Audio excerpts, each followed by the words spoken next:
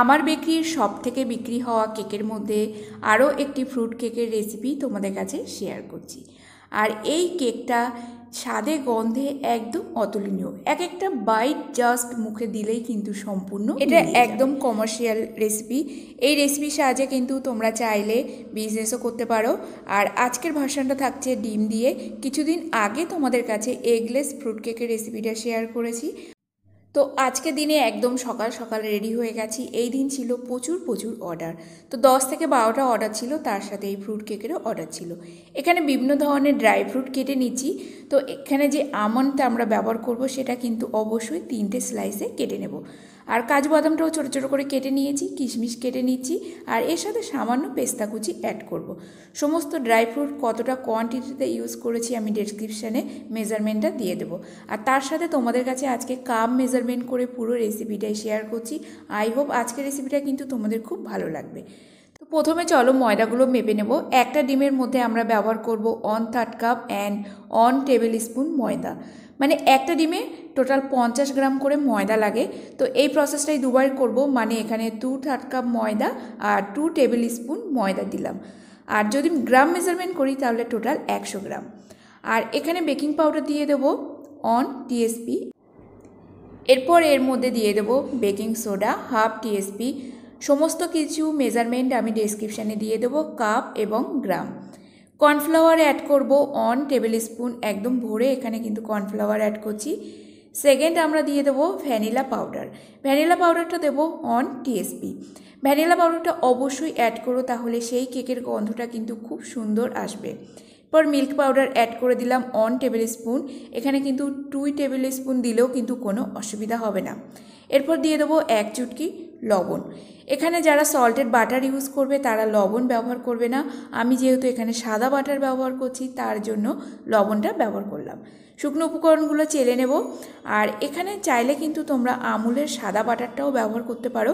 তো আমি এখানে নিয়েছি প্রফেশনাল হোয়াইট বাটার, যেটা মাস্টার শেফ সঞ্জীব কাপুরের অ্যাড দেওয়া আছে। এই বাটারটা কিন্তু নো মার্জারিন, না ডালডা, সম্পূর্ণ কিন্তু হোয়াইট বাটার।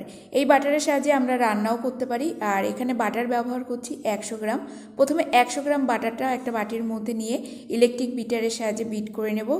যদি তোমাদের কাছে ইলেকট্রিক বিটার না থাকে হ্যান্ড উইস্কারের সাহায্যেও বিট করে নিতে পারো, সেটা একটু সময় লাগতে পারে। আর এখানে প্রথমে বাটারটা একটু ফ্লাফি করে নেব, তারপরেই এর মধ্যে অ্যাড করে দেবো গুঁড়ো চিনি।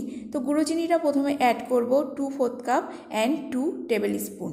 মানে একটা ডিমে আমরা 1/4 কাপ অ্যান্ড 1 টেবিল স্পুন করে চিনি অ্যাড করছি। আশা করছি মেজারমেন্টটা তোমাদের কাছে ক্লিয়ার হচ্ছে। আর যদি বুঝতে না পারো অবশ্যই কিন্তু কমেন্ট করে জানিও।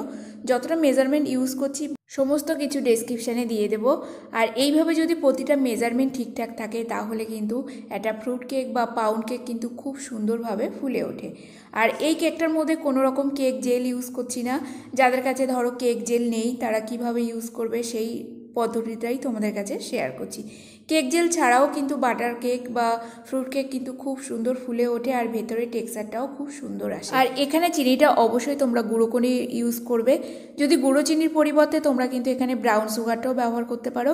আর বাটার চিনিটা ততক্ষণই বিট করব যতক্ষণ না চিনিটা একটু মেল্ট হয়ে যাচ্ছে আর বাটারের টেক্সচারটা ফ্লাফি হয়ে যাচ্ছে। আর এখানে যে বাটারটা ব্যবহার করব সেটা কিন্তু একদম রুম টেম্পারেচারে থাকবে। ফ্রিজের বাটার একদমই ব্যবহার করব না, তাহলে ফ্রিজের বাটারটা ফ্লাফিনেস আনতে অনেকটা সময় চলে যাবে। বাটার চিনির মিশ্রণে ডিম অ্যাড করব প্রথমে একটা, তারপর এর মধ্যে অ্যাড করে দেবো এসেন্স। তো এখানে আমি 1/4 টিএসপি করে এসেন্স অ্যাড করছি। প্রথমে দিলাম vanilla essence 1/4 TSP, milk essence add করব 1/4 টিএসপি, আর তার সাথে দিয়ে দেবো অরেঞ্জ এসেন্স। এই 3 রকম এসেন্স কিন্তু অবশ্যই অ্যাড করো, তাহলে সেই কেকের গন্ধটা খুব সুন্দর আসবে। অরেঞ্জ এসেন্স এখানে অ্যাড করব 4 থেকে 5 ড্রপ। এর মধ্যে চাইলে তোমরা আলমন্ড এসেন্স অ্যাড করতে পারো বা এর মধ্যে বাটার এসেন্সও অ্যাড। আচ্ছা, তোমাদের কাছে যদি মিল্ক এসেন্সটা অ্যাভেলেবেল না থাকে সেটাকে স্কিপ করো। আর ভ্যানিলা পাউডারটাও হয়তো অনেকের কাছে অ্যাভেলেবেল থাকে না, সেটাকেও স্কিপ করো। শুধুমাত্র vanilla essence and orange essence এই দুটোর সাহায্যে কিন্তু কেকটা খুব সুন্দর গন্ধ আসবে। প্রথম ডিমটা দিয়ে বিট করে নিয়েছি, এরপরে দিয়ে দিলাম সেকেন্ড ডিম। তার মধ্যে অ্যাড করে দেবো 1 টিএসপির মতো কিষানের মিক্স ফ্রুট জ্যাম। এই কেকের মধ্যে কিন্তু অবশ্যই মিক্স ফ্রুট জ্যাম অ্যাড করো। যদি মিক্স ফ্রুট জ্যাম আমরা অ্যাড করি তাহলে এখানে মিক্স ফ্রুটের যে এসেন্স বা ফ্লেভার আছে সেটা কিন্তু অ্যাড করব না। ইলেকট্রিক বিটারের স্পিডটা এই সময় হাই রাখবো, হাই রেখে বিট করে নেব। এই সময় খেয়াল করে দেখবে ডিমের যে ব্যাটারটা তৈরি হচ্ছে সেটা কিন্তু একটু পাতলা, মানে আমাদের ডিম আর বাটারটা আলাদা আলাদা হয়ে গেছে। এরপর চেলে নেওয়া শুকনো উপকরণগুলো দিয়ে দিলাম। তো প্রথমে ইলেকট্রিক বিটারটা না চালিয়েই কাঁটার সাহায্যে মিক্স করে নেব। তারপর এর মধ্যে অ্যাড করে দেবো সোকড করে নেওয়া টুটি ফুটি। তো এই টুটি ফুটিগুলো আমি ক্রিসমাসের সময় সোক করে রেখেছিলাম, সেটা অল্প কিছুটা ছিল, সেটা দিয়েই আজকের কেকটা রেডি করে নেব। আর এই সোকিং প্রসেসটা তোমরা কিন্তু যে কোনো সময় করতে পারো। আমি অ্যালকোহল নন অ্যালকোহল ছাড়াই দুটো পদ্ধতিতে শেয়ার করেছিলাম, সেই রেসিপিটা আমার চ্যানেলে দেওয়া আছে।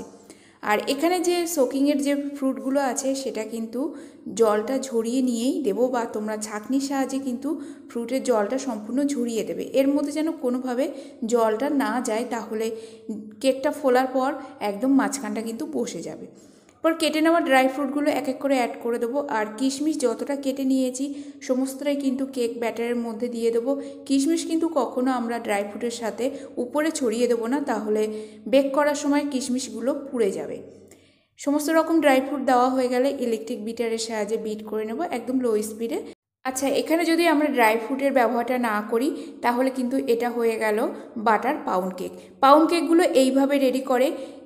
তেল দিয়ে কি করে পাউন্ড কেক রেডি করতে হয় সেই রেসিপিটা চ্যানেলে দেওয়া আছে। আর এটা হলো বাটার পাউন্ড কেক। যদি বেসিক আমরা রেডি করতে চাই তো এইভাবেই রেডি করে নেওয়া যেতে পারে। এই পাউন্ড কেকগুলো ভালো রাখতে গেলে আমরা কিন্তু রুম টেম্পারেচারে 5 দিনের মতো ভালো রাখতে পারি, আর যদি ফ্রিজে রাখি তাহলে 10 থেকে 12 দিন। আর এর মধ্যে যদি আমরা প্রিজারভেটিভ ব্যবহার করি, মানে সরবিক অ্যাসিড বা ক্যালসিয়াম পাউডার যদি ব্যবহার করি, তাহলে এই কেকগুলো কিন্তু 1 মাস থেকে 1 মাস 15 দিনের মতো কিন্তু কেক কোনোভাবে খারাপ হয় না। আর কেকগুলো সবসময় যখনই আমরা রাখবো কোনো কিছুর সাহায্যে কভার করে, ক্লিনিং র্যাপের সাহায্যে কভার করেই রাখবো, তাহলে কেকের মধ্যে যে একটা ময়েস্ট ভাব সেটা কিন্তু সবসময় থাকবে। উপর থেকে ড্রাইনেসটা আসবে না, মানে কেক খাওয়ার পর যে একটা শুকনো ভাব সেটা কিন্তু কখনোই লাগবে না। এরপর যতটা ব্যাটার রেডি হয়েছে, মানে দুটো ডিম দিয়ে এখানে টোটাল 400 গ্রামের মতো ব্যাটার রেডি হয়েছে, যেহেতু আমরা অনেকটাই পরিমাণে ড্রাই ফ্রুট ইউজ করেছি। তো এখানে নিয়েছি 5 ইঞ্চি কেক টিন। কেক টিনের গায়ে আমি বাটার পেপার লাগিয়েছি। তো বাটার পেপারটা বলতে বাটারের যে কাগজটা ছিল সেটাকেই কেটে লাগিয়ে দিয়েছি, এই কাগজটা আমি রিমুভ করে দেবো। তো কিছুটা ব্যাটার আমি কেক টিনের মধ্যে দিয়েছি, আর অল্প ব্যাটার বেঁচেছিল সেটা একটা ছোট বাটির মধ্যে নিয়ে নিয়েছি। এরপর উপর থেকে প্রচুর পরিমাণে ড্রাই ফ্রুট ছড়িয়ে দেবো, তাহলে কেকের লুকটা কিন্তু দেখতে খুব সুন্দর আসবে। কথায় আছে না, চোখে যদি সৌন্দর্য বাড়ে তাহলে সেই জিনিসটা কিন্তু খেতে খুব সুন্দর লাগে। তো উপর থেকে সমস্ত রকম ড্রাই ফ্রুট ছড়িয়ে নিয়েছি। তারপর চলো কেকটাকে বেক করে নেব। কেক বেক করার জন্য এখানে ওটিজি ব্যবহার করছি। তো ওটিজির বোথ রড কিন্তু এখানে অন রেখেছি, আর টেম্পারেচারটা রাখবো 160 ডিগ্রি। কেক বেক হতে সময় লাগবে 35 থেকে 40 মিনিট, আর ছোটো কেকটা কিন্তু 15 মিনিটের মধ্যে বেক হয়ে যাবে। তো মাঝে ছোটো কেকটা আমি বের করে নিয়েছিলাম। এরপর চলো কেকটা সম্পূর্ণ ঠান্ডা হয়ে গেলে তারপরে কেক টিন থেকে বের করে নিচ্ছি। আর কেকের হাইটটা দেখে বুঝতে পারছো কত সুন্দর কেকের হাইট এসছে।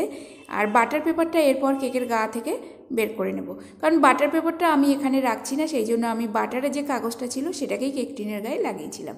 কেকের হাইট আর কেকের উপরে যে ড্রাই ফ্রুটগুলো দিয়েছি সেটা কিন্তু সম্পূর্ণ ঠিকঠাকই আছে। ড্রাই ফ্রুট একদম কিন্তু নিচে বসে যায়নি। পর চলো কেক ওয়েট করে নিই। কেকের ওয়েট হয়েছে মোটামুটি 360 থেকে 65 গ্রামের মতো এখানে কেকের ওয়েট দাঁড়িয়েছে। আর কেকটা বানাতে টোটাল আমাদের কত খরচ? প্রায় 200 টাকার মতো এখানে কেকটা বানাতে খরচ পড়েছে। এরপর কেকটাকে কত প্রাইসে তোমরা সেল করবে? কেকের প্রাইস আমি সেট করেছিলাম 320 টাকা। এবার তোমরা এই কেকটাকে কিন্তু 400 টাকাতেও সেল করতে পারো। অনেক সময় অনেক এলাকাতে কেকের দাম একটু হাই হয়, সেই হিসাবে কেকের দামটাও তোমরা সেট করো। আর কেক রেডি হয়ে যাওয়ার পর টোটাল কেকটাকে ঠান্ডা করে নেব। তারপরে কেক একটা ক্লিনিং র্যাপের সাহায্যে মুড়ে নিয়ে যে বক্সে আমরা প্যাকিং করতে চাই সেই বক্সের মধ্যে প্যাকিং করে কাস্টমারকে ডেলিভারি করে দেবো। তো আজকের কেকের রেসিপিটা কেমন লাগলো বন্ধুরা অবশ্যই কিন্তু কমেন্ট করে জানিও। আর রেসিপিটি ভালো লেগে থাকলে লাইক কমেন্ট শেয়ার সাবস্ক্রাইব করে দিও।